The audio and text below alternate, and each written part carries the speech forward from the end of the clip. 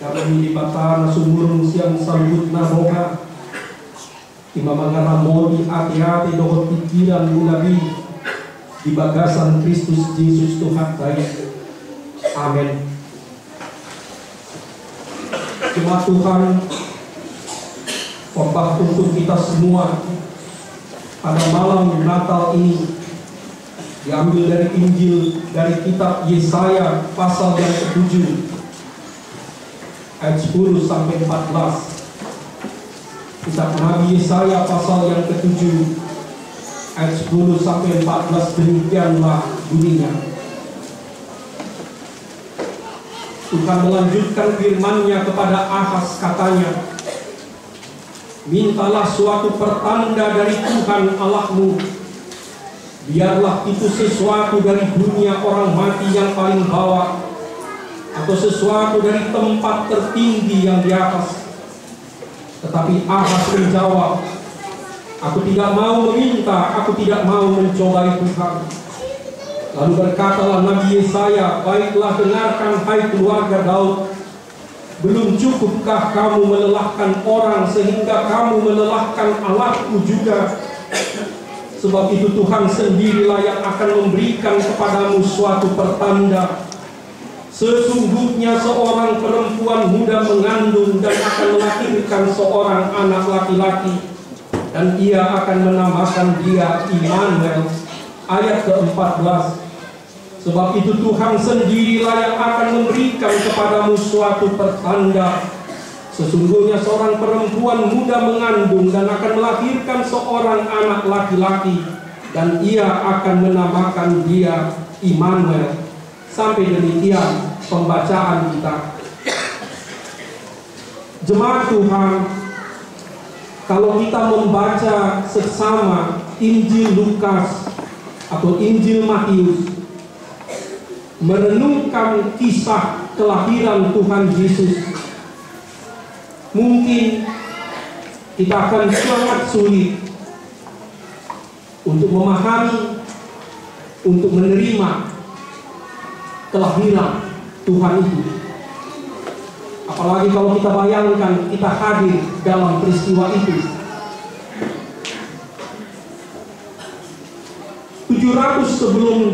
700 tahun sebelum Kristus lahir, Nabi Yesaya menubuatkan bahwa seorang perempuan muda akan mengandung dan akan melahirkan, dan dia akan menamakan anak itu Immanuel. Begitu panjang nubuat itu sehingga baru digenapi sesudah 700 tahun. Saudara-saudara, bayangkanlah, seandainya kita hadir dalam peristiwa kelahiran itu,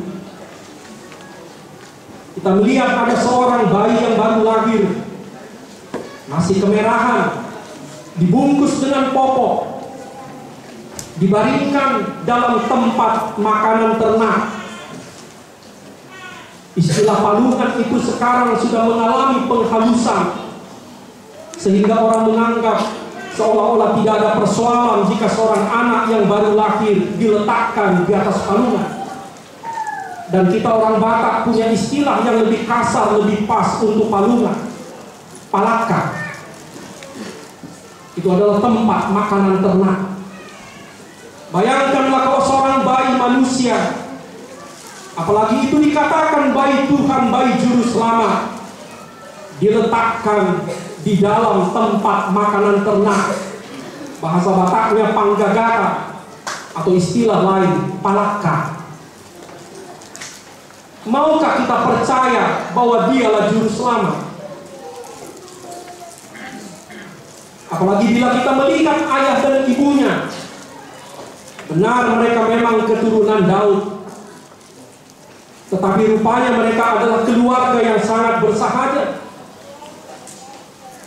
Karena itu mereka tidak mendapat tempat di rumah penginapan.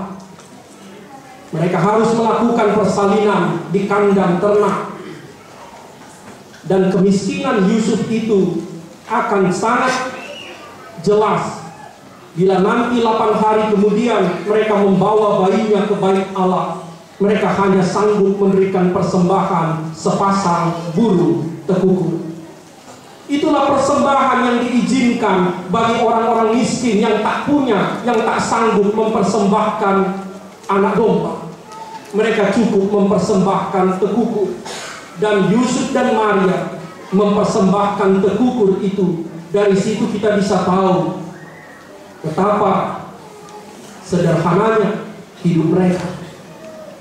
Bagaimana mungkin kita bisa percaya Juru Selamat Tuhan yang Maha Kudus itu lahir dari keluarga yang sedemikian? Apalagi bila kita tahu bahwa ada yang tidak lazim dalam proses kehamilan dan kelahiran itu. Mereka masih bertunangan, tetapi Maria hamil dan mengandung. Bagaimana mungkin kita mau percaya, apalagi jika kita hadir pada peristiwa itu, kepada seorang bayi yang dilahirkan oleh seorang ibu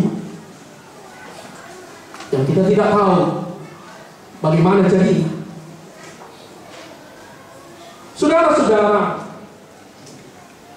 dengan akal pikiran kita, peristiwa Natal itu sangat sulit, bahkan mustahil bisa diterima. Bagaimana kita bisa menerima seorang raja lahir di kandang yang rendah? Bagaimana kita bisa percaya kepada kesaksian para gembala, orang-orang yang tidak pernah datang beribadah, tetapi justru mereka lah yang menerima berita dari Malak Sorgawi? Saudara-saudara, dalam seminggu ini saya dipaksa merenung betapa sulitnya memahami makna Natal, juga ketika kita sangat sadar akan realitas kehidupan kita. Tadi kami menyempatkan ke rumah sakit Cikini membawa persembahan Natal kita untuk seorang hamba Tuhan, pendeta HKBP yang sakit leukemia dan sekarang di ruang isolasi di ICU Cikini, pendeta John Mayer, Rumah Hormo. Istrinya berumah laut dengan dua anak yang masih kecil.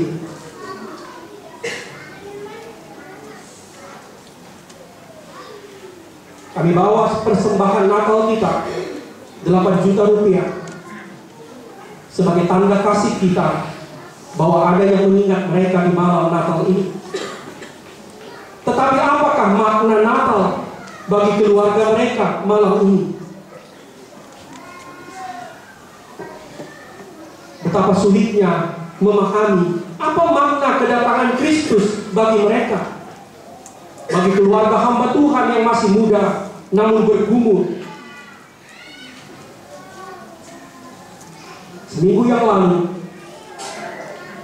kami menjumpai seorang tua, bukan anggota jemaat kita, yang bergumul di usia lanjutnya, apakah dia harus diamputasi atau tidak. Karena sakit diabetes ditambah berbagai penyakit lain, dia cuma satu pergumulannya, dia kepingin kalaupun dipanggil Tuhan dengan tubuh yang utuh. Tetapi tanpa amputasi, apa yang terjadi? Saudara-saudara, dengan skala yang lebih kecil atau bahkan pergumulan yang lebih berat, mungkin kita juga bergumul apa makna kedatangan Kristus sekarang bagi kami.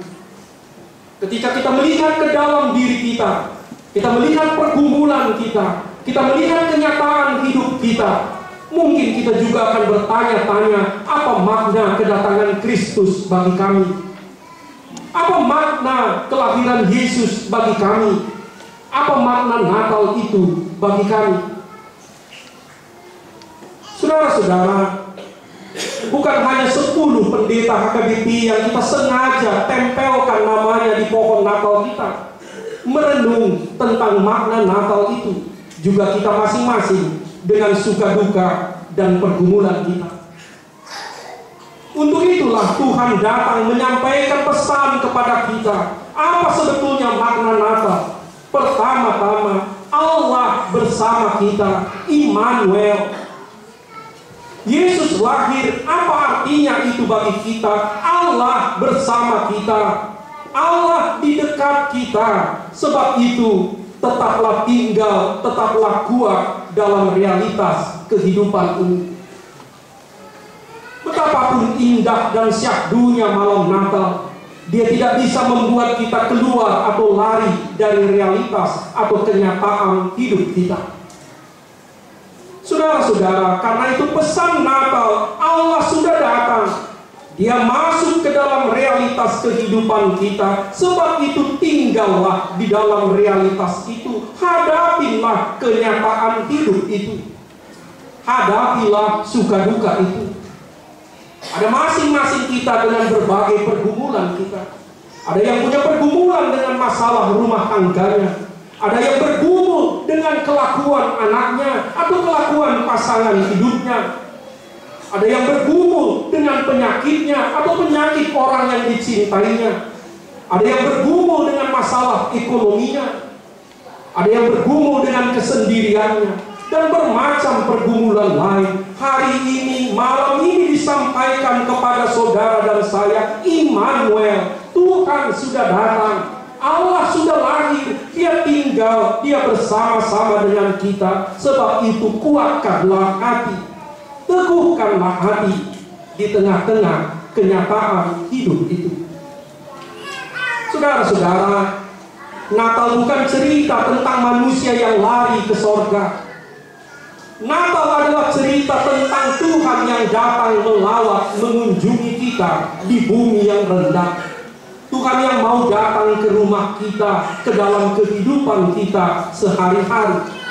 Sebab itu bertahanlah, tinggallah dalam realitas itu, sadarilah kenyataan hidup itu, kenalilah pergumulan-pergumulan itu, kenalilah dirimu, kenalilah keluargamu, kenalilah masyarakatmu, dan hiduplah di tengah-tengahnya. Jangan lari. Jangan hanya melamun, jangan hanya berangan-angan, jangan hanya bermimpi, jangan mabuk, jangan minum obat bius, jangan gunakan narkotika untuk melawan penderitaan. Hadapilah, bertahanlah. Kenapa? Karena Tuhan Immanuel sudah datang. Yang kedua, saudara-saudara, apakah pesan Allah bersama kita? Immanuel, Tuhan sudah lahir, Tuhan sudah datang.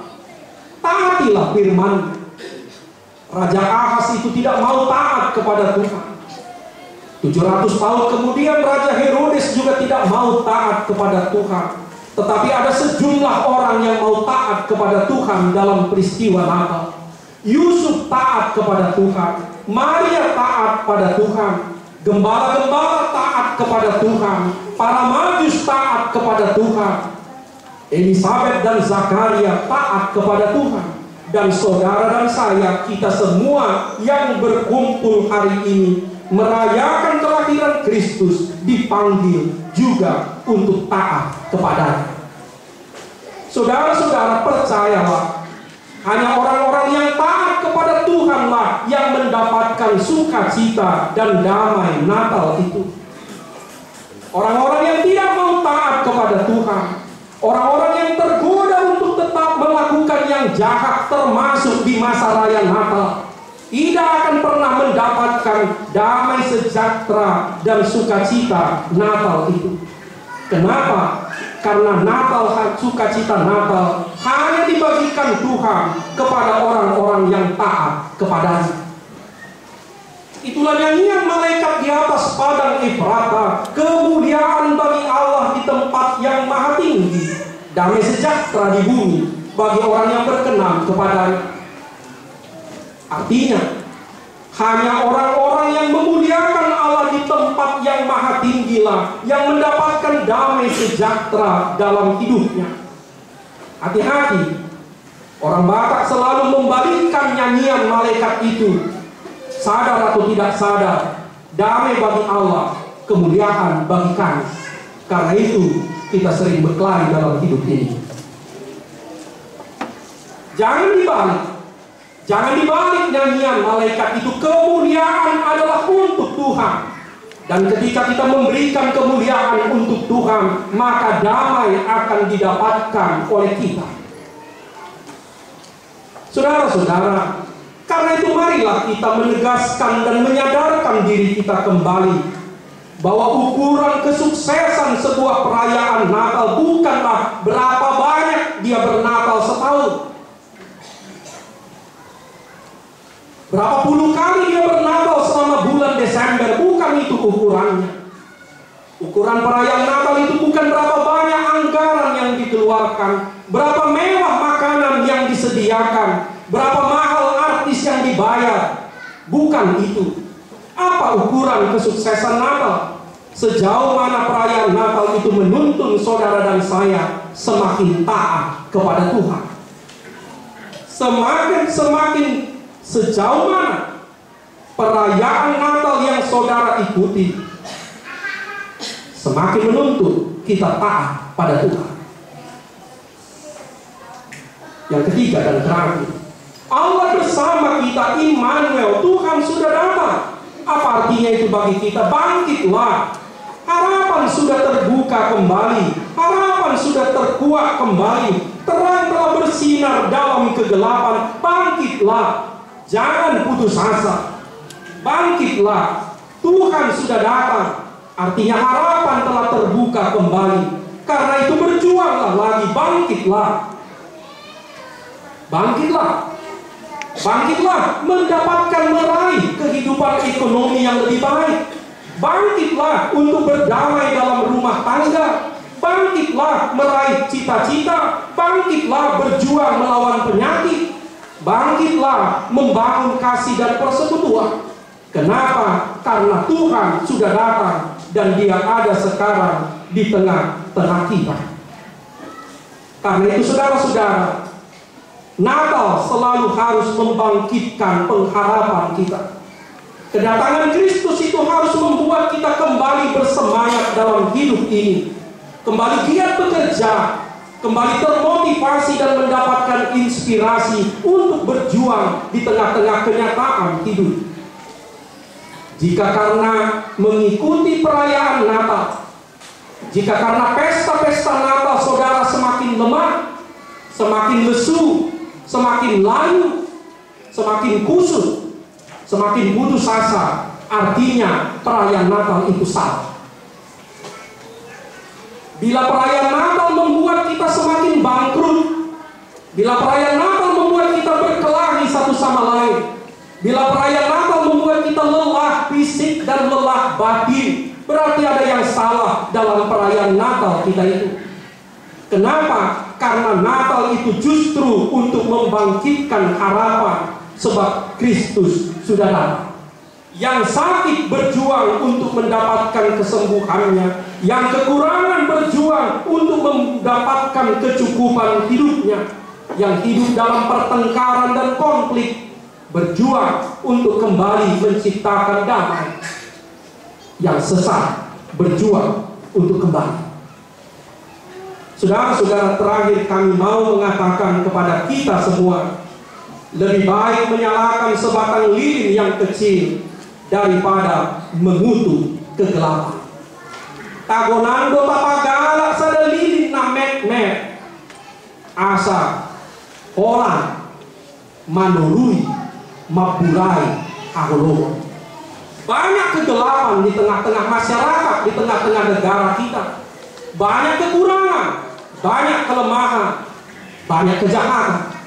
Tetapi ingatlah, jauh lebih baik melakukan kebaikan kecil, jauh lebih baik menyalakan lilin kecil daripada hanya memaki-maki kegelapan, kekurangan, dan kejahatan. Selamat menyambut Natal, damai Tuhan bagi kita. Amin. Terima kasih Tuhan, Kau himpun kami di rumah-Mu yang kudus ini untuk bersama-sama bersujud ya Tuhan, mensyukuri kedatangan-Mu menebus hidup kami. Ya Tuhan Allah, Engkau telah mengutus Putramu Yesus Kristus datang dalam kerendahan, bergabung ke dalam kenyataan hidup kami sebagai saudara dan sahabat, agar kami kuat Tuhan di tengah-tengah kenyataan, agar kami kembali memiliki pengharapan, agar kembali kami semangat berjuang, dan kami hidup dalam sukacita dan kebahagiaan. Terutama Tuhan, agar kami taat kepada firman Tuhan. Ya Tuhan, berikanlah kepada kami makna kedatangan-Mu itu. Biarlah kami mendapatkan Tuhan hikmat, damai sejahtera dari kelahiran-Mu, sebagai modal, sebagai bekal dan senjata kami dalam kenyataan hidup kami sekarang ini.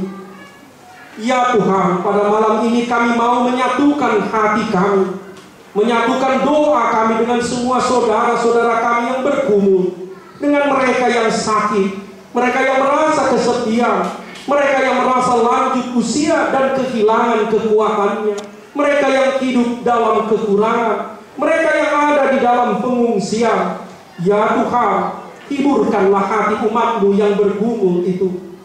Kami ingat Tuhan, hamba-hamba-Mu yang sedang bergumul di malam Natal ini melawan penyakitnya.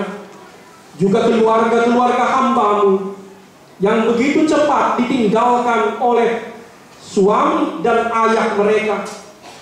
Kami mau Tuhan, Kau mengunjungi mereka pada malam ini, bersabda ke dalam hati mereka dan memeluk mereka dengan kasih-Mu.